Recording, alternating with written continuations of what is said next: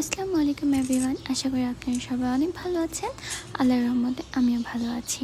আজকে আপনাদের সাথে শেয়ার করব ক্রিসপি চিকেন উইংসের রেসিপি। তো প্রথমে আমি এখানে নিয়েছি কিছু উইংস। এর মধ্যে আমি দিচ্ছি গোলমরিচের গুঁড়ো, পাপরিকা পাউডার, লবণ, রসুন বাটা, আদা বাটা, সয়া সস, টমেটো সস। তারপর এটাকে হালকা একটু মিক্সড করে নিব। আমি এখানে লেবুর রসও দিয়েছি, ক্লিপটা কেন যেন আসেনি। তারপরে দিচ্ছি এখানে একটা ডিমের অর্ধেকটা দিয়ে সুন্দর করে মিক্সড করে এটাকে আমরা আধা ঘন্টার জন্য রেস্টে রেখে দিব।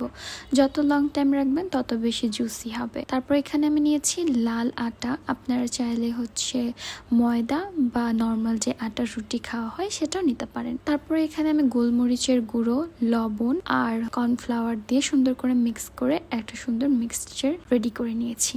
তারপর আমরা আমাদের উইংসগুলোকে আরেকটা বাটিতে উঠিয়ে নিব। আর যেই বাটিটাতে উইংসটাকে মিক্সড করেছিলাম সেই মশলাগুলোর মধ্যে আরেকটু পানি দিব।